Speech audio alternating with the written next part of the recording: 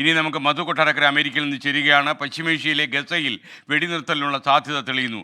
America, Qatar, Egypt എന്നീ രാജ്യങ്ങൾ സംയുക്തമായി തയ്യാറാക്കിയ കരാറിൽ ഹമാസിൻ്റെ മറുപടി അനുകൂലമായി എന്നാണ് ഇപ്പോൾ ലഭിക്കുന്ന വിവരം.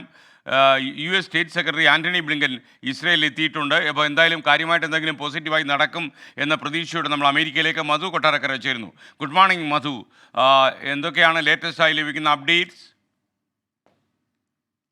Good morning SK. America, Qatar, Egypt എന്നീ രാജ്യങ്ങൾ ഒരാഴ്ച മുമ്പ് ഗസയിൽ വെടിനിർത്തലിനും അതുപോലെ ഹമാസിന്റെ തടങ്കലിലുള്ള ബന്ദികളുടെ മോചനത്തിനുമായി ഒരു സംയുക്തമായി തയ്യാറാക്കിയ ഒത്തുതീർപ്പ് പാക്കേജ് ഹമാസിന് അയച്ചു കൊടുത്തിരുന്നു.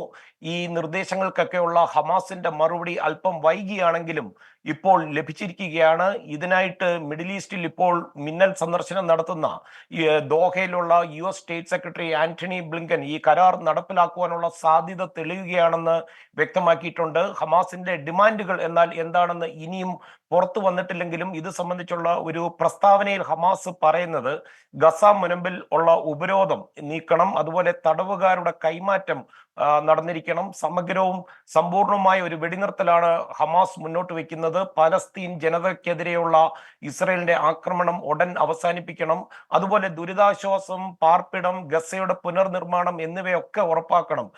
പരമാവധി പാലസ്തീൻകാരെ ഇസ്രയേൽ ജയിലിൽ നിന്ന് മോചിപ്പിച്ചെടുക്കുക എന്നതാണ് ഈ ഉടമ്പടിയിലൂടെ ഹമാസ് ഉന്നമിക്കുന്നത്. കുറഞ്ഞത് ഒരു 40 ദിവസത്തെ വെടിനിർത്തലിനാണ് ഇപ്പോൾ നടക്കുന്ന ഈ രാജ്യങ്ങളുടെ ശ്രമങ്ങൾ. ഈ ഹമാസിന്റെ ഡിമാൻഡുകൾ ഇസ്രായേൽ പ്രധാനമന്ത്രി ബെഞ്ചമിൻ നെതന്യാഹുവിനും അതുപോലെ ആ ഭരണകൂടവുമായി ചർച്ച ചെയ്യുവാനായി ആന്റണി ബ്ലിങ്കൻ ഇസ്രായേലിൽ എത്തുന്നുണ്ട്. കരാർ നടപ്പിലാക്കുവാൻ ഒരുപാട് പണിയെടുക്കേണ്ടി വരുമെന്ന് പറഞ്ഞ ബ്ലിങ്കൻ എങ്ങനെങ്കിലും ഇത് നടത്തിയെടുക്കുക വളരെ വലിയൊരു ആവശ്യമായി വന്നിരിക്കുകയാണെന്നും ദോഹയിൽ വെച്ച് പറഞ്ഞു. ഹമാസിന്റെ പ്രതികരണം വളരെ പോസിറ്റീവായിരുന്നുവെന്ന് ഖത്തറും ഈജിപ്തും പറഞ്ഞിട്ടുണ്ട്.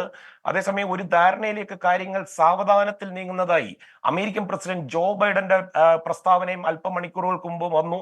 എന്നാൽ ഈ ഇരുപക്ഷവും അവരുടെ കടുത്ത നിലപാടുകളിലൊക്കെ ഒരു അയവ് വരുത്തുമോ എന്ന് കണ്ടറിയണമെന്നാണ് ബൈഡൻ പറയുന്നത്. SK, അതേസമയം 50-ലേറെ ബന്ദികൾ കൊല്ലപ്പെട്ടിരിക്കുവാൻ സാധ്യതയുണ്ടെന്നുള്ളൊരു സംശയം ഇസ്രയേൽ അമേരിക്കയോടും ഈജിപ്തിനോടും പങ്കുവച്ചിട്ടുണ്ട്. അതായത് ഒരു 80 പേർ മാത്രമായിരിക്കും ഇനി ഹമാസിന്റെ തടങ്കലിൽ ജീവനോടെ ഉണ്ടാകുവാനുള്ള സാധ്യത. SK.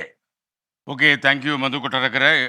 പശ്ചിമേഷ്യയിൽ സമാധാനം എന്നത് പലപ്പോഴും ഒരു വിദൂര സ്വപ്നമാണ്. പക്ഷേ ഗസയിൽ കുട്ടികളും സ്ത്രീകളും കൊന്നൊടുക്കപ്പെടുന്നു എന്നതുകൊണ്ട് തന്നെ ഇതിനൊരു അവസാനം കണ്ടെത്തിയേ തീരൂ. അമേരിക്ക ഉൾപ്പെടെയുള്ള രാജ്യങ്ങൾക്ക് വലിയ തലവേദനയാണ് ഈ പശ്ചിമേഷ്യയിലെ യുദ്ധം ഉണ്ടാക്കിയിരിക്കുന്നത്. ഇസ്രയേലിനെ ഒരുപാട് പ്രോത്സാഹിപ്പിച്ച രാഷ്ട്രമായിരുന്നു അമേരിക്ക. എന്നാൽ അതേ ഇസ്രയേൽ തന്നെ അമേരിക്കയ്ക്ക് നല്ല പണി കൊടുത്തിരിക്കുന്നു വേണം പറയാൻ.